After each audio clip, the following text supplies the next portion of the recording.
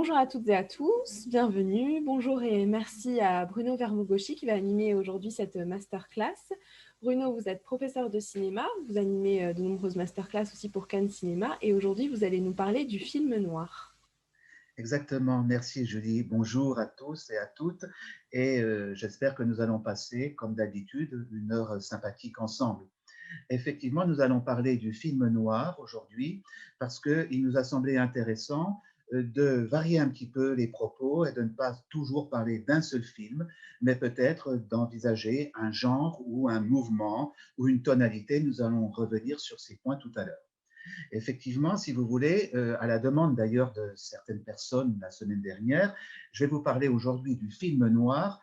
Et traditionnellement, quand on parle du film noir, on pense au film américain des années 30-50. Seulement, quand on entre davantage dans la question, on s'aperçoit que tout est beaucoup plus compliqué que cela et qu'en particulier, la notion même de film noir pose problème.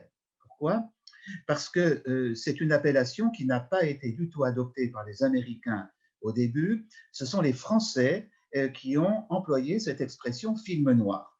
Alors, comment cela s'est-il produit? C'est simple, c'est que, vous le savez, pendant la Deuxième Guerre mondiale, les films américains n'étaient pas diffusés en France et ceux-ci ont été découverts après la guerre dans les années 50. Et c'est un critique français qui s'appelle Nino Frank qui a découvert tous ces films en noir et blanc, bien entendu, dans les salles au début des années 50, qui a été frappé par leur, j'allais dire, coïncidence au niveau de l'esthétique, au niveau des personnages, au niveau des thématiques, et qui a utilisé l'expression film noir pour désigner cet ensemble de films qui, d'ailleurs, pour la plupart, pour tous même, étaient en noir et blanc, et en référence aussi à la série noire qui avait été lancée aux éditions Gallimard en 1948. De ce fait, l'appellation, encore une fois, film noir est d'origine française. Elle a été reprise dans les années 60 par la Nouvelle Vague. Alors, les Américains, eux, dans un premier temps, n'ont pas adopté cette appellation parce que si l'on traduit directement l'expression film noir, cela donne black film aux États-Unis, mais les black films, ce sont des films dont les personnages principaux sont typiquement des noirs. Donc, le sens n'est pas du tout le même. Et finalement, les Américains ont décidé de retenir l'appellation film noir, mais en maintenant l'expression en français. Et pendant longtemps, on a cru que le film noir était un genre, sauf que il a fallu attendre 1972 pour que la définition même de cette notion de film noir soit mise au point. Elle a été mise au point par un cinéaste que vous connaissez peut-être, qui est Paul Schrader, qui est un scénariste qui a écrit en particulier le scénario de Taxi Driver et qui aussi a réalisé une autre adaptation de La Féline d'après le film de Jacques Tourneur qui date de 1942. Et qu'est-ce que disait Paul Schrader en 1972? Il écrivait ceci dans la revue Film Comment et son article s'intitulait Note on the film noir. Il disait que le film noir n'est pas un genre, mais une tonalité. Et il a précisé le mot tonalité désigne aussi bien un élément visuel qu'un élément sonore. Alors, pourquoi est-ce qu'on ne peut pas parler de genre? Bien, tout simplement parce que ce que l'on retrouve le plus souvent dans le film noir, ce sont des rues sombres la nuit dans une ville, et c'est un personnage qui est le personnage du détective privé. Or, ces deux éléments ne sont absolument pas constitutifs du seul film noir. On les retrouve dans d'autres types de films, alors que dans le western ou dans la comédie musicale, on a des typologies beaucoup plus déterminées. En plus de cela, si on veut savoir ce qu'est exactement un genre au cinéma, il faut se référer au fait que le genre a été inventé par les studios hollywoodiens et qu'il se caractérise par une production pratiquement à la chaîne de produits entre guillemets manufacturés qui répondent à une attente particulière des spectateurs, à une sorte de demande, et cela établit un rapport entre acheteurs et consommateurs. Alors, on pourrait appliquer cela au film noir, sauf que, encore une fois, comme ces constantes et ces typologies ne sont pas aussi nettement définies que pour un western ou une comédie musicale, on ne peut pas parler à ce moment-là de commande livrée telle qu'elle par rapport à une envie, à un besoin formulé tel quel. Donc, il faut à ce moment-là, dans la mesure où il s'agit d'une tonalité plus que d'un genre, nous demander si cette tonalité n'excède pas précisément les marques chronologiques qu'on a imputées au départ au film noir. Dans l'appellation traditionnelle, le film noir commencerait en 1941 avec Le Faucon maltais de John Huston et se terminerait en 1958 avec le film de Orson Welles, La soif du mal. Euh, vous comprenez tout de suite que de donner des dates de naissance et de fin, c'est immédiatement livrer le dos à la critique parce qu'on va toujours trouver un détail, un autre exemple ou un contre-exemple. Et effectivement, ce qui est intéressant, c'est qu'il faut se rendre compte que le film noir a subi de fortes influences auxquelles on ne pense pas forcément. La première influence, c'est d'abord l'influence du cinéma de l'Est, enfin on va dire plutôt de l'Allemagne, de l'Autriche et un peu de l'Empire austro-hongrois plus précisément, c'est-à-dire de l'expressionnisme. Je vais demander à Joël de nous montrer l'affiche numéro 1 qui est le cabinet du docteur Caligari. Si vous voyez bien cette image du cabinet du docteur Caligari, qui date de 1919 et qui est de Robert Wiene, qui est donc un film allemand, on s'aperçoit que cette affiche est volontairement stylisée et que ce qui caractérise l'ambiance du film noir, indépendamment de l'angoisse et de l'impression de crime qui en émanent, ce sont des courbes et des lignes droites qui sont anxiogènes, qui sont brisées, beaucoup d'obliques et évidemment des effets aussi de forts contrastes de couleurs entre le noir et le rouge. Merci Joël. Et tout ceci sera caractéristique du film noir, même s'il est en noir et blanc. Pourquoi cela? Bien, tout simplement parce que, à l'avènement du nazisme, beaucoup de cinéastes de l'Est ont émigré aux États-Unis, souvent d'ailleurs en passant par la France. Et c'est le cas, je vais en citer quelques-uns, mais la liste ne sera pas du tout exhaustive. C'est le cas de Fritz Lang, qui était autrichien. C'est le cas de Billy Wilder, dont le vrai nom était Samuel Wilder, et Samuel Wilder, on devrait dire, austro-hongrois, et d'Otto Preminger, qui était lui-même autrichien. Ces cinéastes arrivent aux États-Unis dans les années 30. Certains d'entre eux, vous le savez, vont prendre d'ailleurs la nationalité américaine et ils sont dans la tonalité expressionniste. Si l'on se réfère à Fritz Lang, par exemple, quand vous pensez à M. le Maudit, on n'y trouve pas le personnage du privé, on n'y trouve pas la femme fatale ni l'histoire d'amour, mais les décors, mais l'angoisse ambiante, ils sont bel et bien présents. Et à ce moment-là, on comprend qu'on est déjà dans la tonalité du film noir. Bon. D'autre part, les studios ont engagé ces réalisateurs aux États-Unis parce qu'ils connaissaient leur travail. Il faut savoir que les Américains, dans cette époque-là, faisaient très attention à ce qui se passait en Europe, aussi bien en Allemagne, dans les pays de l'Est qu'en France, et on connaissait le travail des techniciens, des réalisateurs français et des pays de l'Est. Ce que font les cinéastes donc autrichiens, austro-hongrois, allemands, c'est qu'ils amènent avec eux des compositeurs de musique de film. Je n'aurai malheureusement pas le temps de vous en parler aujourd'hui. Et ils amènent avec eux aussi de grands techniciens de l'image. Et les chefs opérateurs vont amener avec eux cette esthétique de l'expressionnisme. Je vais en citer quatre, mais ce sera quatre noms parmi d'autres. Vous avez d'abord Karl Freund, qui est d'origine allemande et qui a filmé pour Murnau Le Dernier des Hommes, qui est un chef-d'œuvre extraordinaire. Et aux États-Unis, il va faire pour John Huston l'image de Quai d'Argo. Vous avez Nicolas Musuraca, qui lui est d'origine italienne et qui va filmer La Féline de Jacques Tourneur. Et il donnera aussi à Fritz Lang l'image de La femme au gardenia. Vous avez aussi John Alton, de son vrai nom Johann Jakob Altmann, qui était austro-hongrois et qui va faire l'image de Association criminelle, qui est un des modèles du genre. Et enfin, je l'ai réservé pour le dernier, Boris Kaufmann, parce que c'était ni plus ni moins que l'un des frères de Tsiga Vertov. Il était donc d'origine russe, et c'est lui qui va faire l'image sur les quais d'Elia Kazan. Alors vous voyez, curieusement, le film noir typiquement américain a de fortes racines européennes et particulièrement des pays de l'Est et de l'Allemagne. Mais ce que l'on doit retenir aussi, c'est que cette esthétique de l'image va se retrouver aussi dans des films français. Et il est difficile d'ailleurs de dire si ce sont les films français qui ont influencé les films américains ou si c'est l'inverse. En fait, il y a eu une interaction. Et je vais demander à Joël de nous montrer maintenant l'affiche de Quai des Brumes, qui est l'affiche numéro 2. Quand on voit les films de Marcel Carné mis en dialogue par Jacques Prévert avec les décors d'Alexandre Troner, on ne pense pas du tout à un film noir. Or, regardez la tonalité de l'affiche. Vous avez déjà la présence de la femme qui, bien malgré elle, va être la femme fatale, Michel Morgan.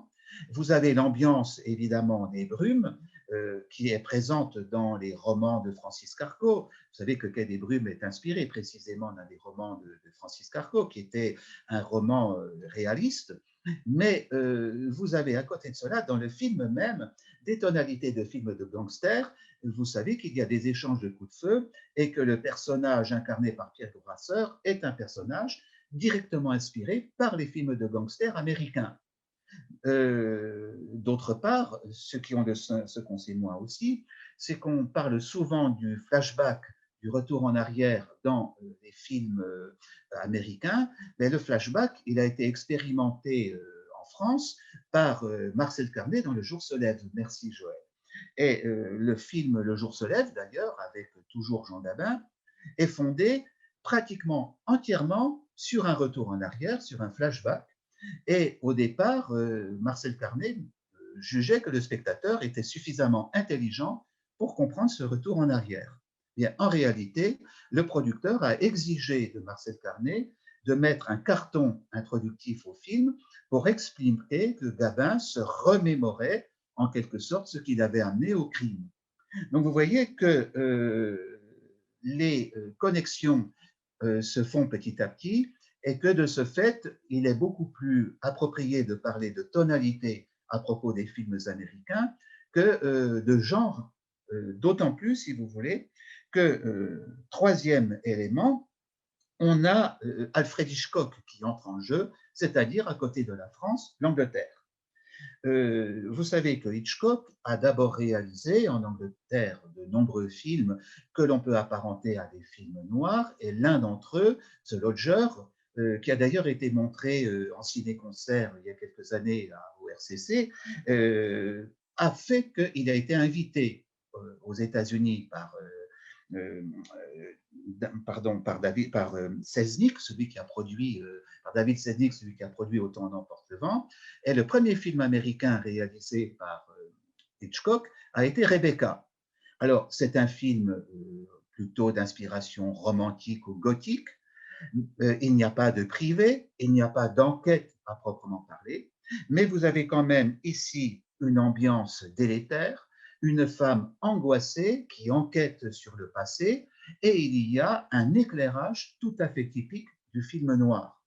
De ce fait, on ne peut pas écarter du film noir Hitchcock, qui est anglais, rappelons-le, et on peut dire que Psychose, par exemple, est un vrai film noir. Et on ne va pas entrer davantage dans l'analyse Hitchcock, je ferai simplement tout à l'heure référence à La mort aux trousses, mais vous comprenez que la circulation entre les Européens et les Américains se trouve renforcée encore par la présence d'Hitchcock aux États-Unis. Quatrième élément, avant le film noir, fin des années 30, début des années 40, aux États-Unis maintenant, il y a le film de gangster. Et je vais demander à Joël de nous montrer maintenant l'affiche de Scarface avec Paul Muni, qui est un film d'Howard Hawks. Alors, ce film-là, cette affiche me semble extrêmement intéressante parce qu'elle nous montre les trois aspects qui caractérisent le film de gangster et qu'on va retrouver en partie dans le film noir. En bas à gauche, vous avez les policiers qui traquent les gangsters, une image presque documentaire. Il y aura dans le film noir et dans le film de gangster un aspect fortement ancré dans l'époque. Il y a ensuite à droite le traitement de la femme qui est à la fois la femme fatale mais aussi celle qui est victime. Et vous savez que Scarface se montre souvent très violent avec sa compagne. Et en haut, vous avez évidemment le gangster psychopathe incarné par Paul Muni. Ce qui montre cet aspect psychopathe, c'est évidemment les obliques et du titre et de la mitraillette, pardon, qui est typique de ces années-là. Ce sont des mitraillettes Thompson avec le chargeur en arrondi que vous voyez qu'on appelait le camembert, si vous voulez. C'est typique des films de gangsters, qu'on retrouvera d'ailleurs dans la série des Incorruptibles de la fin des années 50 avec Robert Stack. Ces films de gangsters sont d'une extrême violence.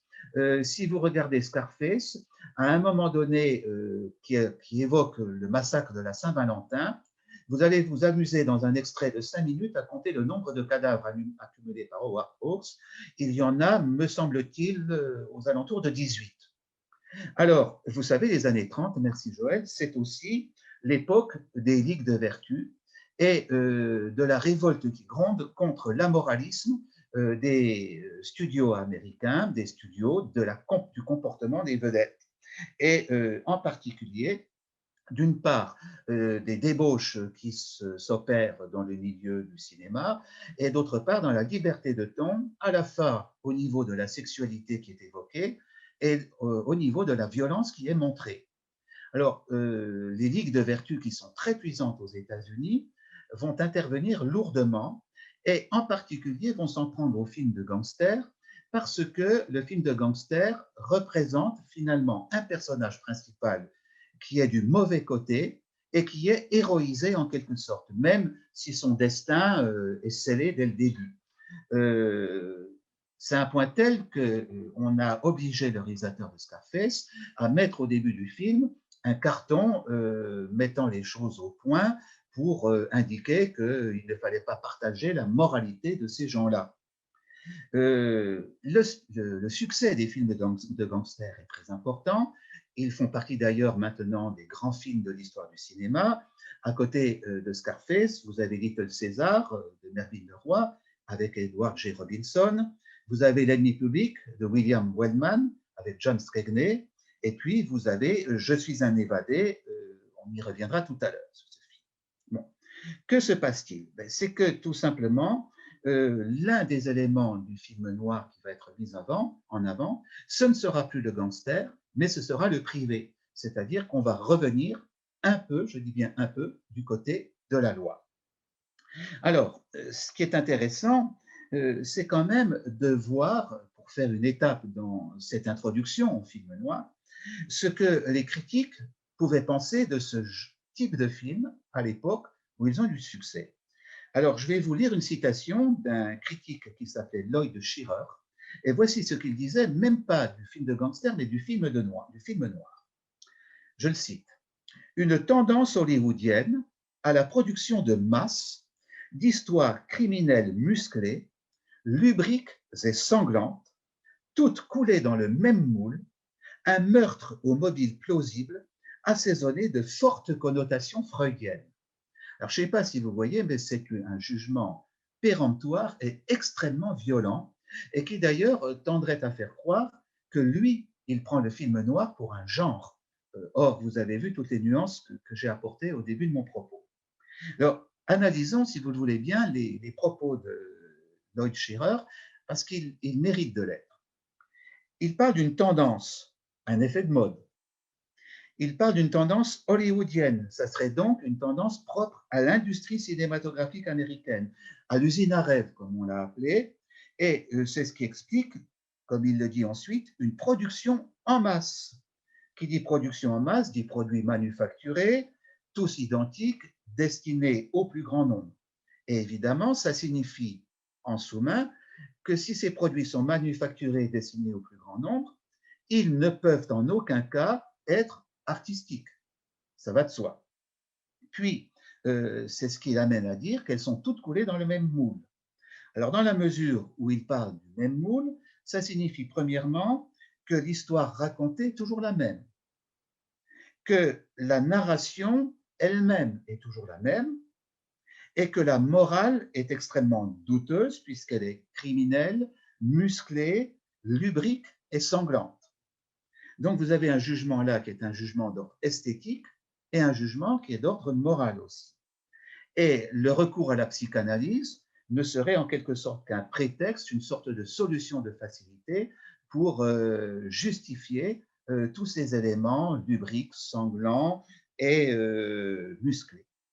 Alors, ceci en fait est lié au puritanisme des années 30-40 et c'est une attitude intellectuelle qui repose sur un jugement définitif et qui ne veut pas voir que, effectivement, au milieu de toujours les productions de base, il y a des œuvres d'art auxquelles il faut rendre justice. Et c'est ce qui m'amène à vous donner une petite précision sur le mot musclé. Pourquoi le mot musclé?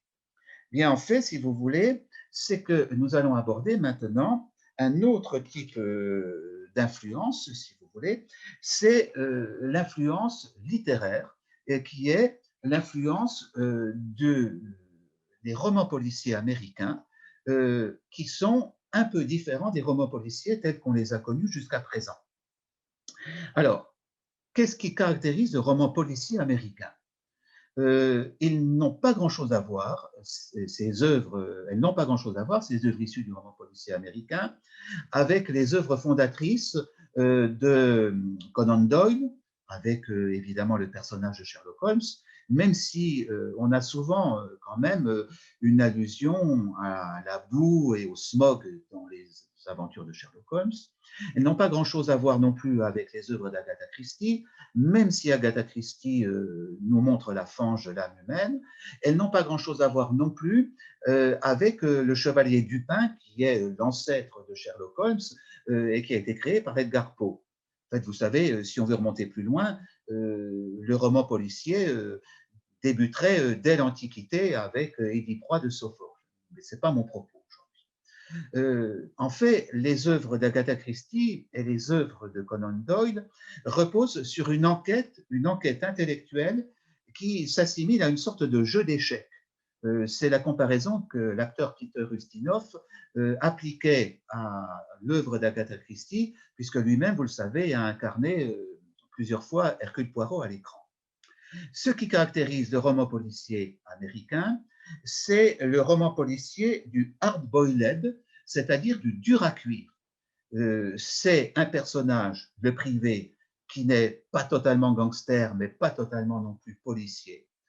Il fume beaucoup, il boit beaucoup, il cogne beaucoup, il reçoit beaucoup de coups de poing, il encaisse dur, il est extrêmement pessimiste et il cache son pessimisme sous une forme de cynisme absolu. Et évidemment, il traîne dans la boue qui n'est rien d'autre que la boue de la société. Et évidemment, son lieu de prédilection, entre guillemets, non qu'il s'y plaise, mais c'est parce que c'est là que ces enquêtes y amènent, son lieu de prédilection, entre guillemets, ce sont les bas quartiers, les rues sombres, arrosées de pluie, polluées, desquelles peuvent surgir à tout moment une menace et la mort. Vous comprenez que ceci correspond à une période extrêmement pessimiste de l'Amérique elle-même, puisque nous nous trouvons au moment du krach de Wall Street, au moment de la Grande Dépression et en un moment où la misère fait véritablement rage. Alors, je vais vous donner quelques noms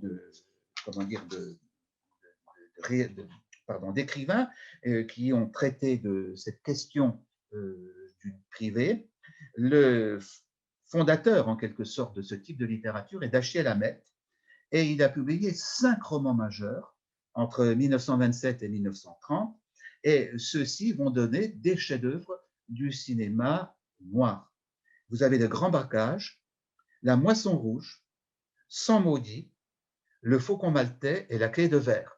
Et vous savez que Le Faucon Maltais, réalisé par John Huston en 1941, c'est le film que l'on considère comme fondateur de cette tonalité, même s'il y en a eu d'autres avant. Et La Clé de Verre est un des titres les plus célèbres, avec en particulier Veronica Lake dans le rôle de la femme fatale.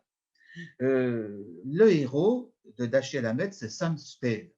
Et Sam Spade est incarné traditionnellement à l'écran par Humphrey Bogart, de la même façon qu'Humphrey Bogart va incarner un autre grand personnage du roman noir, qui est Philip Marlowe, qui est lui le héros de Raymond Chandler, avec en particulier Le Grand Sommeil. Voilà. Alors vous pouvez ajouter Cornell Woodrich, ou William Irish avec Pas d'orchidée pour Miss Blandish, et bien sûr James Cahen avec Le facteur sonne toujours deux fois. Donc vous voyez que ceci nous a emmené à montrer que dans le film noir, il y avait, outre l'influence du cinéma européen, allemand, français, anglais, outre l'influence littéraire, il y a aussi une influence d'ordre social, pour ne pas dire politique. Et la tonalité de certains films, même de John Ford, seront peut-être en prise avec certains éclairages expressionnistes. Et on comprend pourquoi. Tout cela exprime les angoisses d'un moment où on sort de la Deuxième Guerre mondiale, où le nazisme monte, où la crise économique fait rage et où l'on sait que l'on va s'acheminer vers la Deuxième Guerre mondiale, de même qu'on va continuer à tourner des films noirs pendant la Deuxième Guerre mondiale. Voilà. Donc, vous comprenez que ceci nous emmène à la fois très très loin, mais en même temps nous amène à nous interroger plus précisément sur ce qui fait la caractéristique d'un film noir. Et maintenant, je suis obligé d'en revenir aux ligues de vertu. Excusez-moi, nous n'y échappons pas, parce que le film noir va être obligé de composer avec elle, et en particulier, il va être obligé de composer avec le fameux code ACE, dont vous avez tous entendu parler. Alors, rapidement, je vous ai dit tout à l'heure que le code ACE était en quelque sorte une réaction au laisser-aller hollywoodien. Le laisser-aller hollywoodien faisait scandale parce que les fêtes bien arrosées et bien enfumées d'Hollywood faisaient beaucoup parler d'elles. Et il y a eu un énorme scandale en 1921, c'est qu'un acteur très en vogue à l'époque, qui était un acteur du comique, c'était Fatih Arbuckle, que certains d'entre vous connaissent peut-être, a été accusé d'avoir assassiné dans une des soirées qu'il donnait une jeune actrice qui s'appelait Virginia Rape, et la mort de la jeune fille, d'ailleurs, semble avoir été assez atroce. Elle est rapportée dans le livre à scandale qui est Hollywood Babylone. Vous en avez peut-être entendu parler. Toujours est-il qu'après enquête, Fatih Arbuckle a été innocenté, on ne sait pas très très bien ce qui s'est passé, mais toujours est-il que son aura s'en est trouvé brisée une fois pour toutes, et il a été pendant longtemps interdit de tournage. C'est le premier scandale, il y en a eu beaucoup d'autres. Et vous savez que les frasques d'acteurs comme Chaplin posaient problème aussi. Et d'autre part, il y avait la moralité de certains films comiques qui jouaient ouvertement avec la sexualité. Et c'est ce qu'on appelle les films précodes, dont beaucoup ont été réédités récemment et qui ont été longtemps difficiles d'accès. Et il y avait la violence des films de gangsters comme celle de Scarface. Alors, le code ACE a été créé à la demande des producteurs eux-mêmes. C'est-à-dire que le cinéma s'est doté d'une censure lui-même. On ne la lui a pas imposée. Alors, ce sont les producteurs qui sont allés trouver un avocat qui ne connaissait absolument rien au cinéma, qui était l'avocat William Ace, et qui était puritain au possible, et les producteurs ont demandé à Ace de rédiger le fameux code Ace. Cette demande a créé une association qui est devenue en 1945 la MPAA, c'est-à-dire l'Association du cinéma américain. L'avènement du code ACE va se passer en 3 étapes. La première étape, c'est qu'en 1927, ACE dresse une liste de thèmes et de sujets qui doivent être évités. En 1930, il rédige véritablement ce qu'on appelle le code ACE, et celui-ci sera appliqué réellement en 1934. Il faut savoir qu'il sera aboli seulement, tenez-vous bien, en 1966. Sauf que vous comprenez, son application sera de plus en plus légère, et quand il sera aboli en 66, il n'a vraiment plus lieu d'être. Mais quand même, il a duré plus de 30 ans. Alors, que va faire la comédie? Elle va tourner l'interdit en pratiquant le sous-entendu, Et que va faire Hitchcock? Il va braver lui aussi l'interdit en pratiquant le sous-entendu ou en coupant les scènes de baisers de manière à ce qu'on ne lui reproche pas que celles-ci soient trop longues. Vous connaissez les anecdotes. Mais ce qui est intéressant surtout, c'est que le film de gangster va devoir laisser place au film noir parce que je vais vous lire un extrait du Code Hays, ça serait trop long de vous le lire intégralement, je vais vous lire simplement ce qui concerne la représentation du crime à l'écran. Et vous allez voir comme c'est assez surprenant, on peut même se demander jusqu'où on peut aller dans la censure. Voilà. On ne produira pas de film risquant d'abaisser le niveau moral du spectateur. C'est pourquoi il ne faudra jamais susciter la sympathie du public envers le crime, le méfait, le mal ou le péché. On ne montrera que des modes de vie conformes aux bonnes mœurs, dépendant seulement des exigences du drame ou de la comédie. On ne tournera en ridicule ni les lois naturelles, ni les lois humaines, et on ne provoquera pas la sympathie pour leur violation.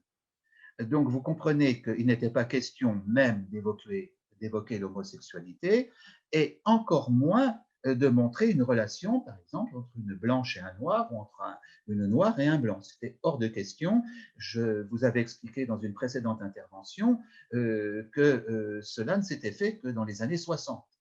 C'est quand même quelque chose qui doit nous amener à réfléchir aujourd'hui. Alors, application particulière. 1. Les crimes et délits. Ils ne seront pas présentés d'une manière propre à susciter l'indulgence ou à inspirer aux spectateurs l'envie de les imiter. 2. Le meurtre. La technique du meurtre sera montrée de façon à ne pas susciter son imitation. Les meurtres violents ne devront pas être présentés en détail. On ne justifiera pas la vengeance dans les films se déroulant à l'époque contemporaine. Les méthodes criminelles ne seront pas montrées explicitement.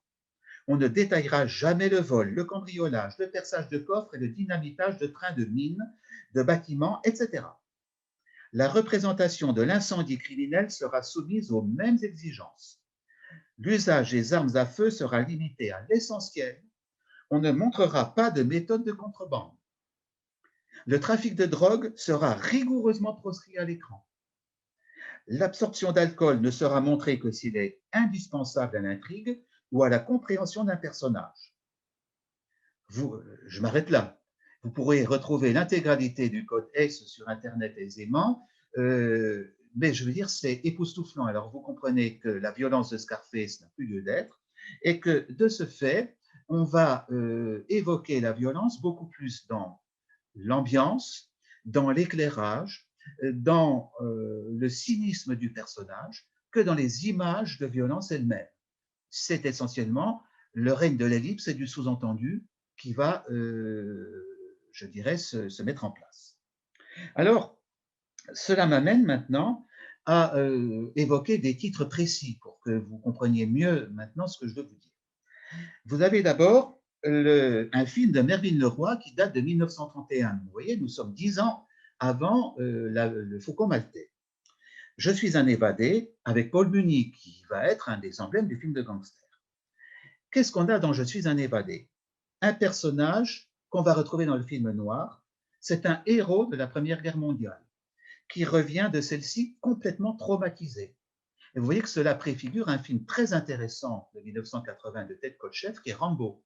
On ne dira jamais assez que le premier Rambo est un film qu'il faut voir à l'aune de la guerre du Vietnam et des traumatismes qu'elle a créés. Bon. Ce personnage a beau être traumatisé, il a gagné en maturité, il veut devenir architecte. Mais la société lui offre une place de comptable. Alors vous voyez que automatiquement, cette place qui ne lui est pas réservée alors qu'il est un héros de la guerre, montre que le personnage va être pris dans un destin. Ce destin va être incarné par deux femmes, la fameuse face fatale qui l'ensorcelle, la femme qui le comprend et qui veut l'aider à se sortir du mauvais pas, mais vous comprenez que le destin est là et bien là. Et évidemment, nous sommes totalement là dans l'héritage littéraire du 19e siècle, qui est le roman naturaliste, avec son pessimisme absolu à la Zola, si vous voulez. Donc, le film, d'ailleurs, se termine de manière très curieuse, parce qu'il y a un brutal plan au noir qui marque une coupure à l'écran qui laisse le spectateur complètement pantois. Alors, petite anecdote, au départ, le réalisateur ne voulait pas ce plan, c'était un accident. Au moment du tournage, l'électricité a été coupée et la caméra s'est arrêtée. Et quand le producteur, qui était Daryl Zanuck, a vu ce plan, il a dit c'est très bien, on laisse la fin du film comme cela. Alors, Mervyn Leroy voulait tourner la fin qu'il avait prévue, le producteur s'y est opposé, et à mon avis, il a eu raison. Vous voyez comme quoi, des fois, le hasard fait bien les choses. Deuxième exemple de film qui préfigure le film noir, j'ai Le droit de vivre de Fritz Lang en 1936 avec Henri Fonda, qui est tout jeune à l'époque, il a 3 ans de moins qu'au moment où il va tourner Les raisins de colère avec John Ford. Le personnage principal sort de prison. Il a un papier attestant qu'il a eu une très bonne conduite, qu'il mérite de trouver du travail. Vous comprenez que ce ne sera pas le cas, d'autant plus qu'on est dans la période de la dépression. Il va donc à son tour être entraîné dans une descente aux enfers et il va entraîner celle qu'il aime dans son destin tragique. Cette tonalité très sombre, d'ailleurs, n'oubliez pas que le film est de Fritz Lang, évoque le nazisme, et à la fin, on représente les policiers qui n'ont plus rien à voir du tout avec ce que sont les policiers d'une société démocratique. Vous comprenez que Fritz Lang, là, adresse directement aux Américains une mise en garde contre le nazisme qui les guette. Vous savez, on ne le répétera pas suffisamment, il y avait un parti nazi très influent aux États-Unis à l'époque de la Deuxième Guerre mondiale. On en a des échos dans les romans de James Ellroy, d'ailleurs, je vous le signale au passage. Voilà. Alors, finalement, ce qui va caractériser le film noir, c'est déjà un pessimisme très important, une notion de destin et de tragédie qui nous renvoie directement, je dirais, à celle qui est présente dans les tragédies classiques et dans les romans naturalistes du XIXe siècle, mais c'est aussi une esthétique particulière, et on va y revenir, certains éléments de narration particuliers, même si, encore une fois, j'insiste sur ce point, on ne peut pas parler de genre. Alors, j'en reviens à John Huston, 1941, Le Faucon maltais. Sam Spade, Humphrey Bogart, et le personnage qu'incarne Humphrey Bogart dans ce film fondateur va, je dirais, se retrouver d'un film à l'autre. Au niveau physique, le chapeau, feutre, l'imperméable gris, la cigarette et évidemment plus ou moins le whisky, même si on n'a pas trop le droit de le montrer, et au niveau moral, un humour froid, une impassibilité, je dirais, de mise, et une solitude, un caractère extrêmement taciturne. Euh, un exemple, au début du Faucon maltais, l'associé de Humphrey Bogart se fait assassiner. On avertit, c'est sa secrétaire qui le fait, on avertit Humphrey Bogart, donc Sam Spade par un coup de téléphone. Qu'est-ce que fait Sam Spade? Il ne s'apitoie pas, il prend quelques renseignements et après il dit à sa secrétaire appelle sa veuve. Et la seule chose que l'on comprend, c'est je ne veux pas l'affronter en substance. Toute la souffrance qu'il éprouve envers son ami, se cache derrière le détachement du professionnel et va être transformée en action bien plus qu'en épanchement de sentiments. Ça, c'est un des premiers aspects du personnage du film noir. Le deuxième aspect, c'est effectivement pourquoi le détective? Pourquoi pas un policier, puisqu'on ne parle plus du gangster? Mais tout simplement parce que le détective, il nage en eau trouble, il est des fois amené à se salir les mains, à prendre des décisions qui ne seront pas forcément liées à la loi, mais qui seront peut-être liées à la morale ou à sa morale. Vous voyez? Et de toutes les façons, il va pouvoir, lui, peut-être aller plus profondément dans les strates de la société, parce que le policier, il est chargé de résoudre une enquête. Il n'est pas là, finalement, pour résoudre des problèmes sociaux, même s'il est aux premières loges, on le sait bien. En réalité, le personnage du privé, lui, va être obligé de prendre des décisions qui ne seront pas toujours conformes à la loi, encore une fois. À côté de cela, évidemment, le lieu dans lequel il mène son enquête, c'est la ville, qui est le climat malsain par excellence, où règne une criminalité générale et où la corruption est de mise, c'est-à-dire que la criminalité n'est pas forcément l'apanage des voyous, elle peut être l'apanage des journalistes, des hommes politiques, de toutes les strates de la société, y compris les plus hauts. Et à ce moment-là, vous comprenez que ce qui va émaner de ces films, indépendamment de l'angoisse dont je vous parlais tout à l'heure, c'est l'incertitude et les contours de plus en plus flous qu'il peut y avoir entre le bien et le mal. Et à ce moment-là, cette incertitude va se doubler d'une certaine faiblesse chez les personnages. Et le personnage peut être aussi, je dirais, le personnage principal peut lui-même être un faible. Vous savez que le privé n'est pas forcément dans tous les films. Et je vais demander maintenant à Joël de nous montrer l'affiche d'une part du Faucon maltais et ensuite d'Assurance sur la mort. Vous allez voir que les deux peuvent se répondre. Dans la première affiche, merci Joël, vous avez le Faucon maltais.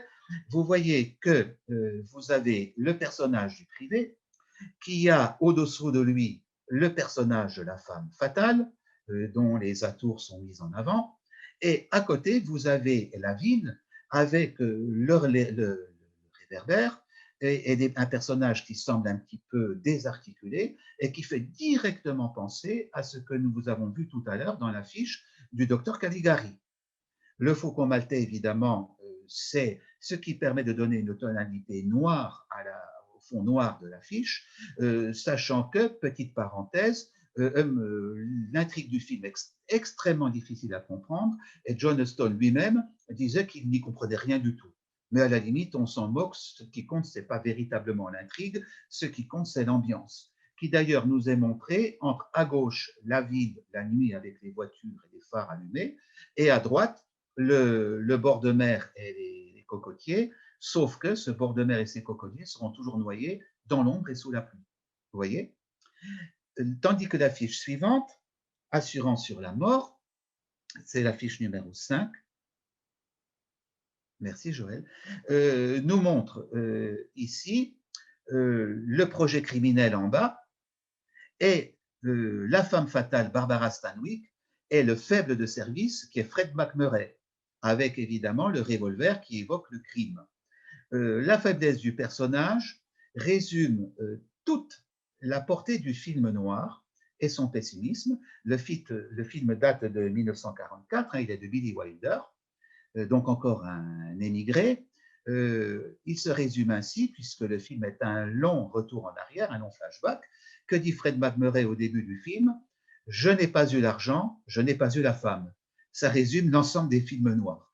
Les deux motifs, la cupidité et la concupiscence, les deux voués à l'échec et à la prison ou à la mort, si vous voulez. Voilà.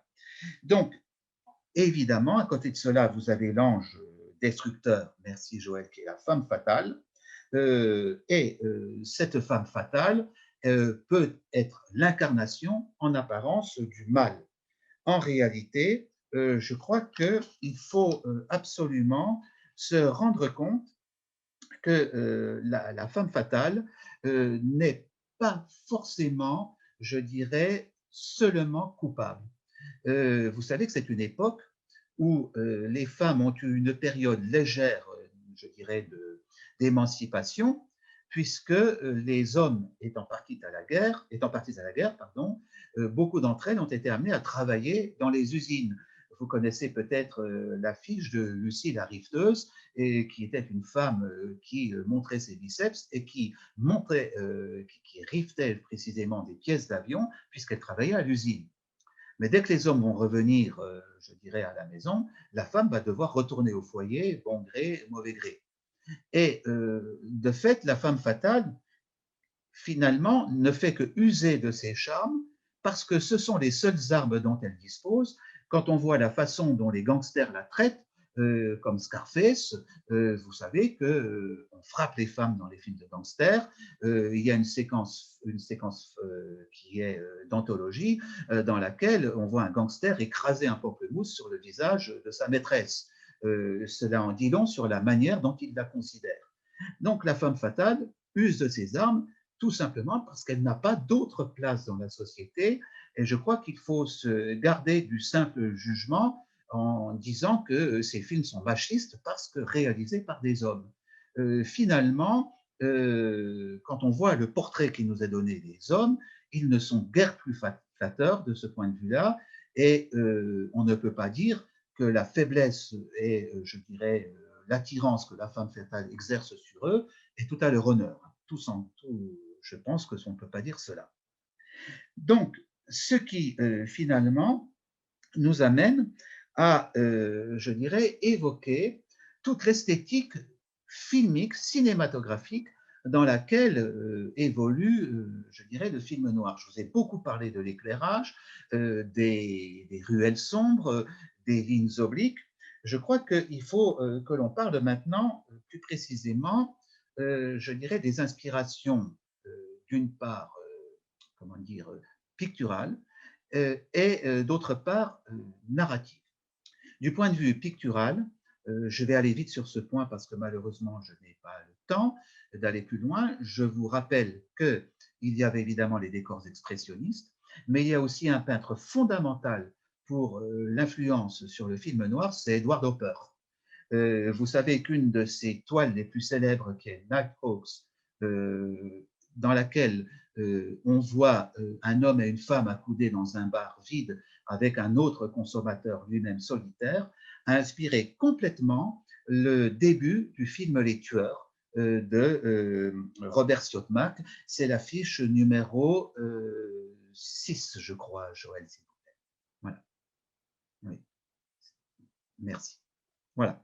Donc, vous avez Ava Gardner qui incarne la femme fatale. Vous avez un film qui est fondé complètement sur un flashback, puisque le film débute par l'assassinat de Burt Lancaster par les deux tueurs qui ont été envoyés, je dirais, sur ses traces. Or, quand les tueurs arrivent dans la petite ville où s'est réfugié Burt Lancaster, il y a un plan. Malheureusement, je n'ai pas le droit de vous le montrer parce que vous savez que nous avons des questions de droit, donc je ne peux pas vous montrer d'extrait, je ne peux pas non plus vous montrer de photogrammes parce que je ne sais pas si nous n'aurions pas des ennuis ensuite. Eh bien, l'image qui montre les deux tueurs hésitant avant d'entrer devant, je dirais, un café, est directement tirée de Nighthawks de Edward Hopper, mais vous savez aussi que la maison de psychose de Hitchcock est inspirée directement d'une toile de Hopper, et les exemples ne manquent pas. Hein. De la même façon, Fenêtre sur cour, au début, nous montre des cadrages inspirés de Hopper. Je n'insisterai pas longtemps sur cet élément pictural, je vous le signale. Replongez-vous dans l'œuvre de Hopper et vous verrez que vous allez trouver d'étranges similitudes. Pourquoi ai-je parlé des tueurs, indépendamment de son influence picturale? C'est parce que je voulais parler maintenant de la narration. Les tueurs arrivent, ils prennent des renseignements sur Burt Lancaster, et on a l'impression d'ailleurs de voir très nettement arriver les trois tueurs de Il était une fois dans l'Ouest de Sergio Leone au début du film de Leone. Leone s'est certainement inspiré non seulement du Train sifflera trois fois, mais aussi du film de Robert Siodmak pour sa séquence d'ouverture, Il était une fois dans l'Ouest. Hein, petite parenthèse. Eh bien, l'exécution de Burt Lancaster arrive très vite. Le héros meurt donc dès les premières minutes du film, et tout va être un long retour en arrière. Et le générique du film qui nous montre, je dirais, les différents éléments du casting déroulant dans le feu des phares des tueurs, indique d'une part le destin en route et d'autre part le flashback qui va suivre, le retour en arrière. Alors, cela nous amène à la narration du film noir. D'une manière générale, merci Joël, le film noir est relativement court. L'un des films noirs les plus célèbres à l'heure actuelle, qui est un petit film peu connu à l'époque, s'appelle Détour, d'Edgar Georges Ulmer, 1945 avec Tom Neal et Anne Savage. C'est un film qui a été énormément réévalué de nos jours, en particulier par Martin Scorsese, et c'est un film que Daniel Roquia utilise souvent pour en parler à ses étudiants. Je vous parle de Daniel Roquia puisqu'il a fait hier, je crois, une leçon sur les 3 jours du Condor. Eh bien, ce film ne fait que 68 minutes et on va très vite à l'essentiel de l'action. Et ceci nous amène à parler du montage qu'on appelle le montage rapide du cinéma hollywoodien.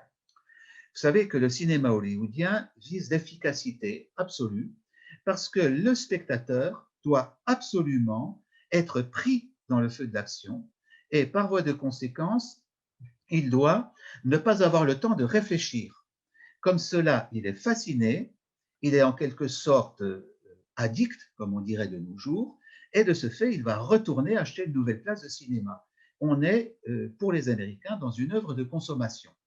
Bon. Donc, il faut que, pour que le spectateur ne prenne pas le temps de reculer et de réfléchir, il faut qu'il soit pris dans le flux de l'action. C'est d'ailleurs ce qui a fait que Georges Duhamel, en 1930, dans Les scènes de la vie future, a critiqué très violemment le cinéma hollywoodien en disant que c'est un passe-temps d'idote, c'est-à-dire d'esclave de la dernière catégorie, si vous voulez. Pourquoi cela? Parce que Georges Duhamel reprochait aux Américains de ne pas nous laisser le temps de réfléchir, et c'est d'ailleurs ce qui va faire que certains cinéastes dits modernes, en particulier Antonioni, vont créer, eux, au contraire, des moments de pause dans leur narration pour que le spectateur prenne du recul, mais aussi soit amené à réfléchir à ce qu'il voit. Ce qui n'est pas le cas dans le cinéma hollywoodien, encore une fois. Alors, particulièrement dans le film de gangster, dans le film noir, on va avoir cet impératif de rentabilisation maximale. Je vous renvoie à un petit livre très intéressant de Jacqueline Nakache qui s'appelle Le film hollywoodien classique. Et voici ce qu'elle nous dit, en citant d'autres auteurs. Dès 1920, on recommande aux scénaristes d'utiliser des plans courts pour augmenter l'excitation du spectateur. En réduisant le temps d'adaptation d'un plan à un autre, le montage rapide réduit le champ des hypothèses offertes au spectateur. Celui-ci n'a pas le temps de vérifier si le plan répond ou non à l'attente provoquée par le précédent. Le montage rapide porte l'excitation du spectateur au plus haut point en assignant à chaque plan la seule tâche d'énoncer la question, d'en retarder la réponse, puis finalement de la donner. En d'autres termes, si on vous montre un gros plan sur un sandwich, ce sandwich va avoir un rôle à jouer dans la suite de l'histoire.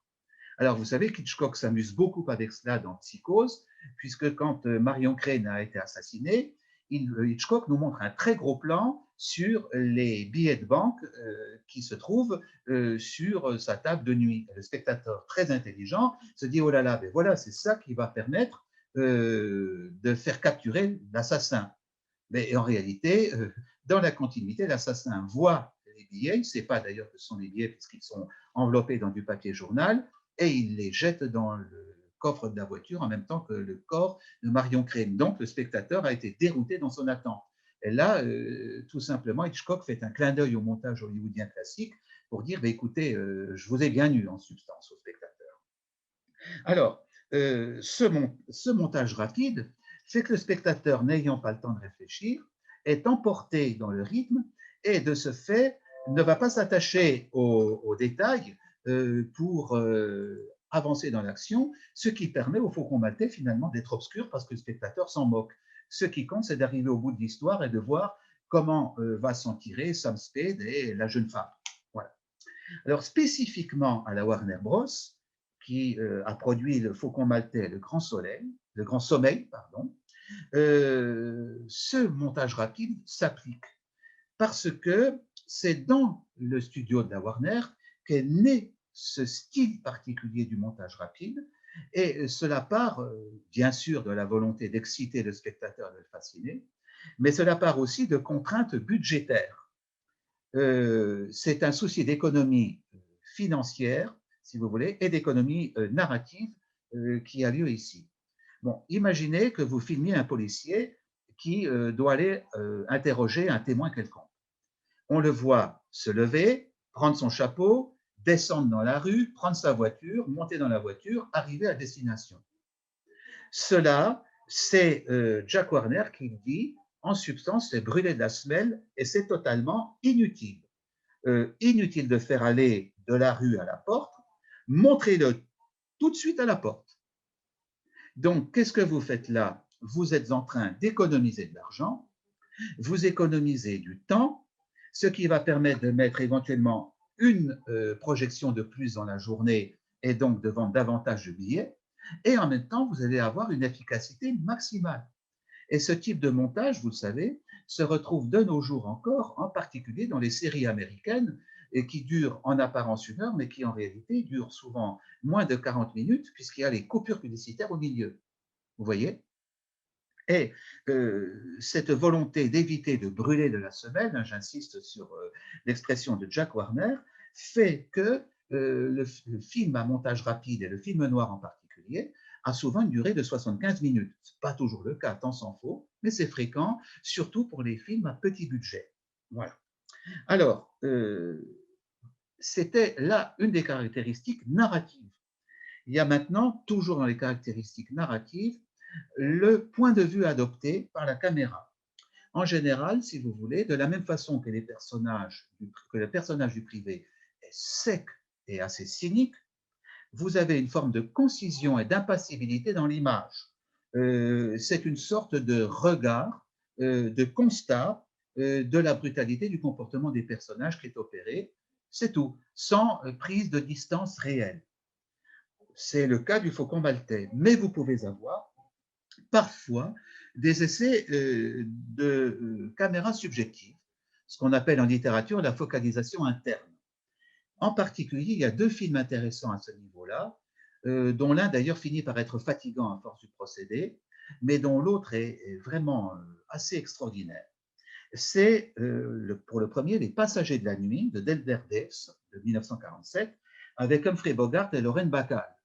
Et le début du film, une vingtaine de minutes environ, est filmé totalement en caméra subjective, c'est-à-dire que l'on voit et l'on ressent, en quelque sorte, ce que le personnage d'Humphrey Bogart éprouve en sortant de prison, en s'évadant de prison. Le deuxième film, qui à mon avis est un peu moins réussi parce que trop systématique, mais très intéressant quand même, c'est La Dame du Lac, toujours de 47, de Robert Montgomery, dans lequel la caméra subjective est utilisée intégralement. Le réalisateur Robert Montgomery, d'ailleurs, tient le rôle principal et on ne le voit à l'image que quand, par exemple, il s'aperçoit lui-même en reflet dans une glace ou dans une vitre. Voilà. Mais d'une façon plus générale, les angles de prise de vue peuvent être, indépendamment de la réalité objective, documentaire dont je vous parlais tout à l'heure, influencés encore par l'expressionnisme allemand, avec, je dirais, des décadrages, des plongées, des contre-plongées, des compositions déséquilibrées et surtout des éléments claustrophobiques qui écrasent les personnages, qui les enferment et qui créent une sorte de romantisme noir. Alors, je vous renvoie à une séquence extrêmement célèbre de La Féline de Jacques Tourneur, qui n'est pas à proprement parler un film noir, qui est plutôt du registre fantastique, mais dont certains passages sont éminemment liés au film noir. C'est le passage où la jeune femme est menacée dans la piscine par l'effeulement de la féline. L'éclairage de Moussouraka à ce moment-là est absolument fantastique.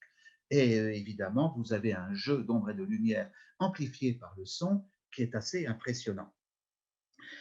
Puis, toujours du point de vue de l'esthétique, vous avez, je dirais, cette volonté du décor urbain avec évidemment la rue et tous les éléments architecturaux qui vont avec elle. Et précisément, dans le décor urbain, vous avez l'intervention fréquemment du match de boxe et du ring. Vous savez, le match de boxe, c'est très fréquent dans le film noir, dans le film de gangster, et dans la culture proprement américaine.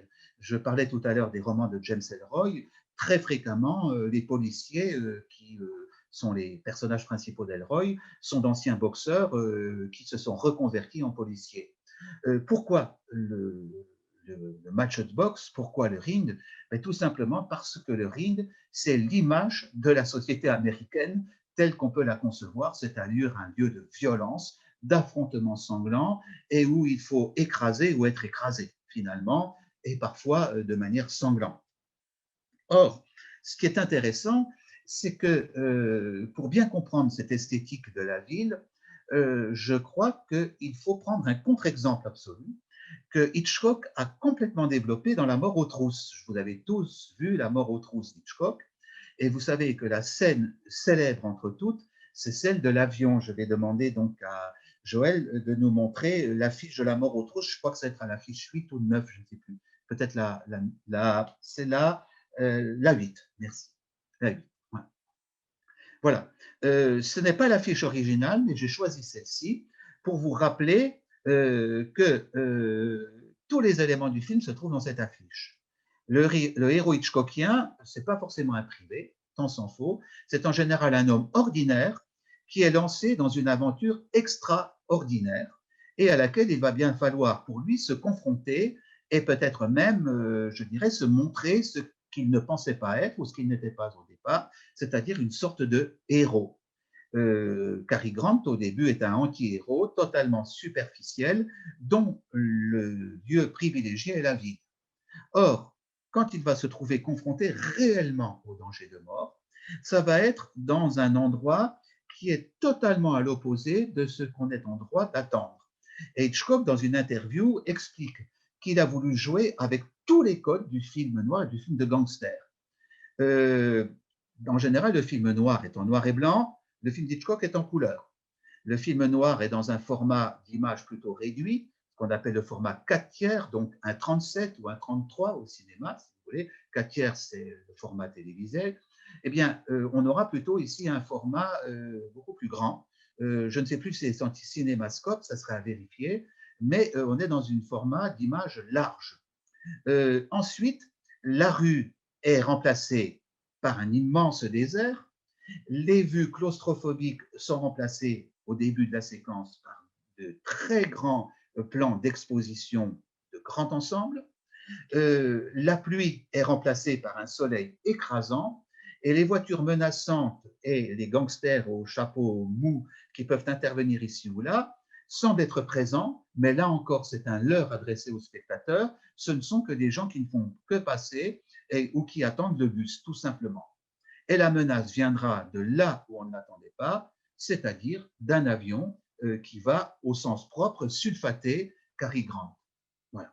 Donc, en prenant cet exemple de la mort aux trousses, merci Joël, c'est contre-exemple même plutôt, on a totalement l'illustration de ce que serait une image de film noir, une séquence de film noir traditionnelle et dont Hitchcock a voulu se jouer des codes.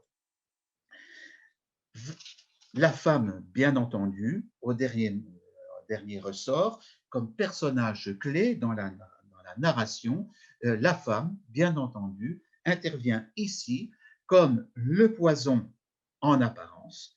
En réalité, je vous le répète, elle n'est là aussi qu'un élément narratif parmi d'autres, elle n'est que l'illustration du destin en route, mais elle est aussi elle-même victime de ce destin en route, elle l'incarne et elle le subit, plus qu'elle n'en est véritablement, je dirais, l'instigatrice a priori, puisque elle ne prévoit pas de fin mauvaise pour elle.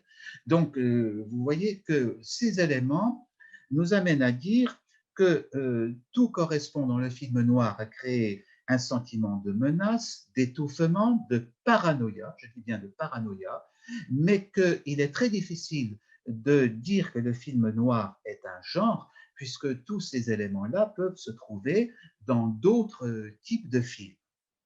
Et puis, il s'agit maintenant, avant d'en terminer, de s'interroger, il s'agit maintenant de nous interroger, pardon, sur la fin du film noir.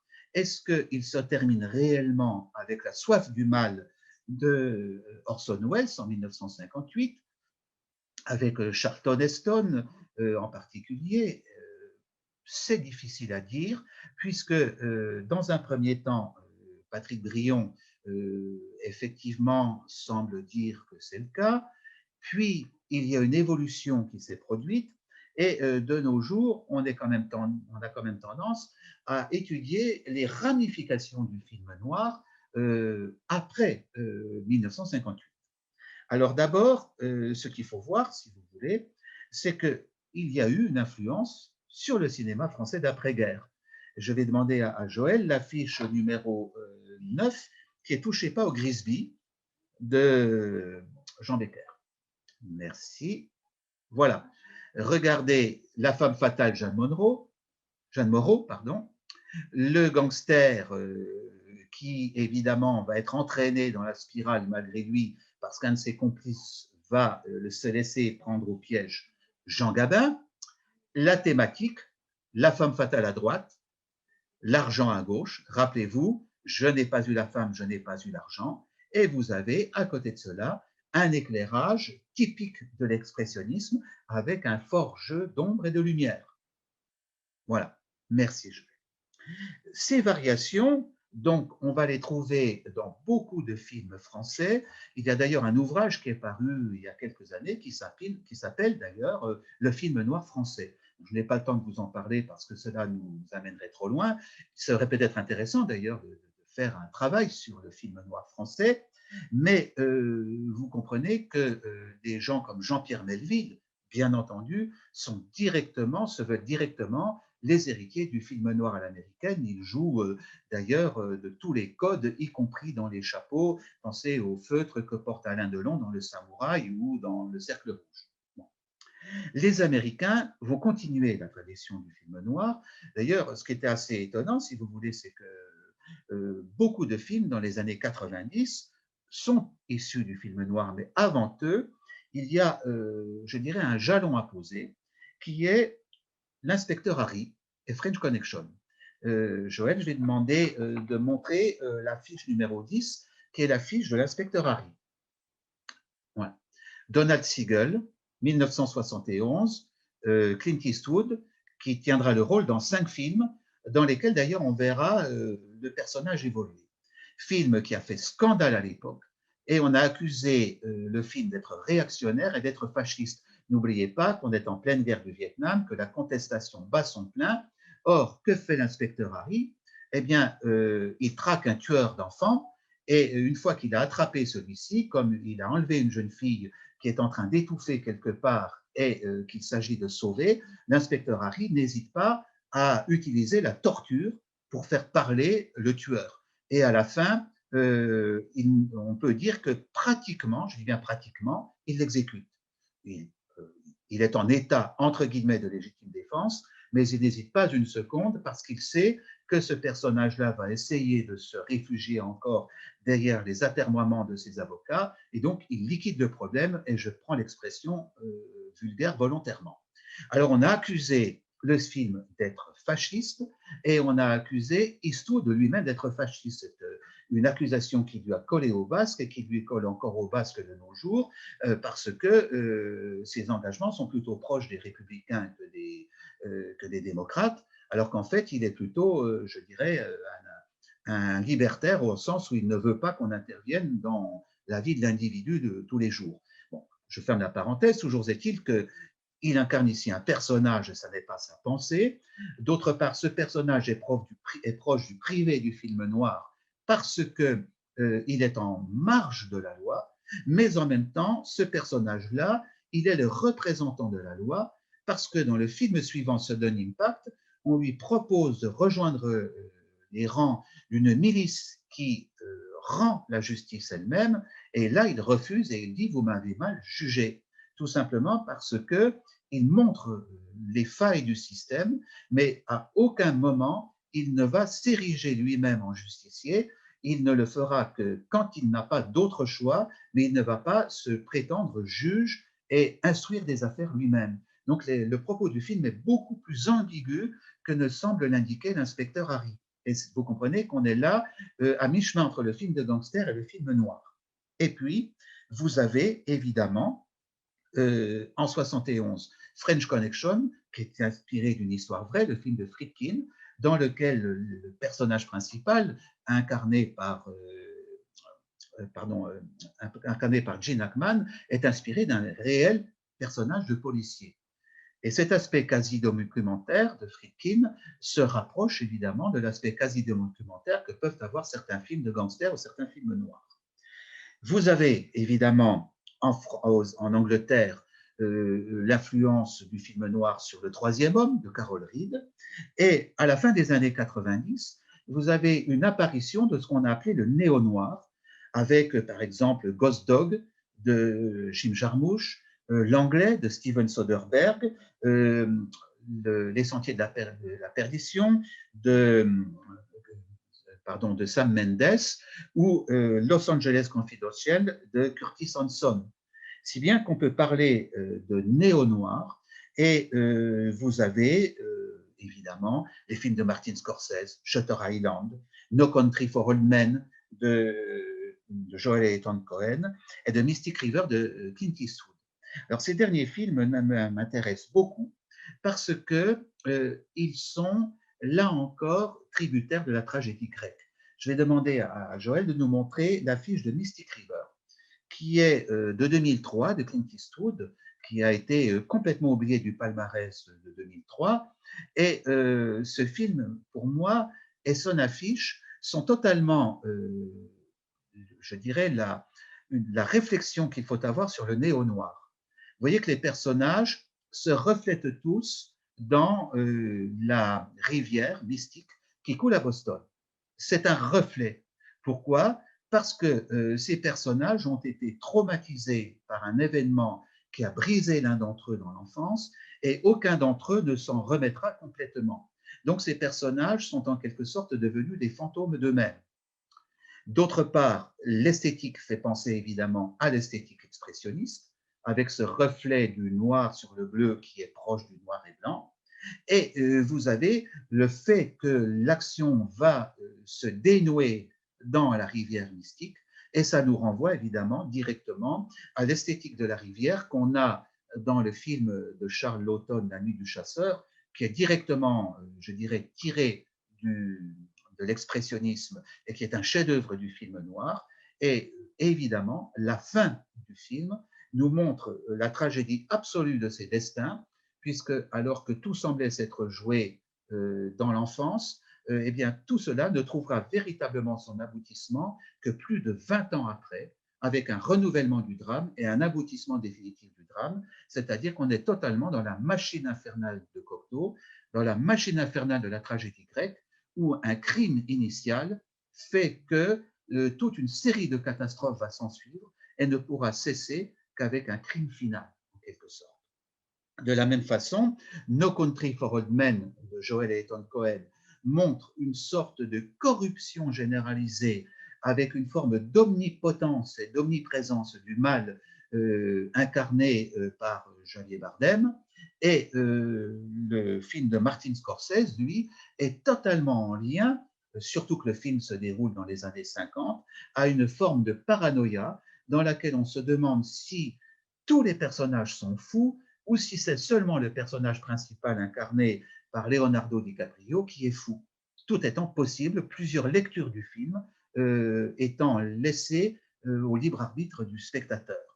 Alors vous voyez que, à la limite, on peut dire que ces réflexions sur la tragédie, ces réflexions sur la corruption de la société, ces réflexions sur le problème du mal et du bien, ces réflexions sur la frontière floue entre le mal et le bien, sur l'influence de la société sur l'individu, sur le règne de l'argent, sur la force de la sexualité, sur l'abandon à la faiblesse, si toutes ces réflexions-là, évidemment, ne font pas excéder le film noir de prétendues frontières du genre, mais tout simplement ne nous ramènent pas à l'essence même de la littérature policière, à l'essence même de la littérature tout court, c'est-à-dire à la tragédie et à la réflexion sur le destin de l'être humain d'une façon beaucoup plus globale. Alors, je ne prétends pas vous avoir donné une lecture exhaustive du film noir. Je vais vous proposer maintenant quelques lectures, si vous voulez. Il y en a beaucoup. La première image, c'est l'image numéro 12, intitulée Film noir. Merci Joël. Voilà. Donc, c'est un livre qui est aux éditions Taschen, d'Alan Silver et James Ursini. Alors, il a un petit problème, cet ouvrage, c'est qu'il y a des erreurs de traduction ici ou là. C'est un ouvrage traduit de l'anglais, mais c'est une excellente introduction avec des images absolument superbes et il est à un prix très, très abordable. Il doit être aux alentours de 15 euros, me semble-t-il. Puis, l'image numéro 13, c'est le film noir américain, qui est excellent pour la thématique, qui est d'un abord très facile. Le problème, c'est qu'on ne le trouve plus que d'occasion, donc sur des sites dédiés sur Internet. C'est une publication de la bibliothèque du film. Puis, d'une manière plus générale, vous avez Le crime à l'écran, une histoire de l'Amérique de Michel Simon, qui est un des spécialistes du genre. L'ouvrage, qui date de 92, est toujours publié aux éditions Découverte Gallimard. Elle a ceci de particulier qui vous permettra de voir le film noir d'une manière beaucoup plus générale dans le cadre du crime porté à l'écran, Le crime à l'écran, une histoire de l'Amérique. Et les illustrations, comme toujours, sont superbes. Et enfin, en 2018, vous avez l'encyclopédie du film noir. Vous voyez, volume 1 de Patrick Brion. Alors, c'est plus une encyclopédie film par film. Et comme toujours dans ce type d'ouvrage, vous avez des analyses extrêmement détaillées de certains titres, d'autres qui sont simplement survolés. C'est surtout pour avoir des références, des fiches biographiques. Et vous voyez que le volume 1 va de 1912 à 1960. Donc, ça ne correspond pas du tout à la chronologie traditionnelle dont je vous ai parlé tout à l'heure, 1941, 1958. Et d'ailleurs, Patrick Brion, qui a fait paraître donc cet ouvrage-là en 2018, vient de faire paraître un deuxième ouvrage qui va de 1961 à nos jours, mais qui s'intitule non plus Film noir, mais me semble-t-il film policier et thriller. Vous voyez, et à ce moment-là, le film noir se trouve intégré dans, je dirais, un champ beaucoup plus large, je ne dirais pas dans des genres beaucoup plus larges. Vous voyez que les critiques eux-mêmes sont amenés à se poser des questions sur ce problème. Alors, il y a beaucoup d'autres ouvrages, ceux de François Guérive, ceux de Noël Simsolo, etc. Et la littérature abonde, elle est toujours de qualité. Donc, les 3 exemples que je vous ai montrés là, les 4 exemples que je vous ai montrés là, ne sont que des pistes. Si vous n'avez rien dans votre DVD Tech, vous pouvez acheter le livre de Patrick Brion avec un ensemble d'une vingtaine de DVD de films noirs. Ça vous coûtera quand même 200 euros, mais vous aurez là une bonne entrée, je dirais, dans cette tonalité. Simplement, ce sont des DVD, pas des Blu-ray pour les puristes. Cela peut vous poser quelques questions ici et là, sachant que tous les films noirs ne sont pas sortis en Blu-ray. Voilà. Alors, j'espère vous avoir donné le goût de voir et de revoir ces films noirs. Et je vous dis peut-être à bientôt. En tous les cas, je vous remercie d'avoir été aussi attentif. Vous avez été un public très, très, très sérieux. Et je vous remercie encore une fois de votre écoute. Et je vous souhaite une bonne fin d'après-midi. Au revoir. Merci beaucoup, Bruno. Merci beaucoup pour cette heure très, très enrichissante et passionnante. Et on se retrouve bientôt pour une masterclass sur documentaire et fiction. Merci beaucoup, Julie. Au Merci. revoir. Au revoir.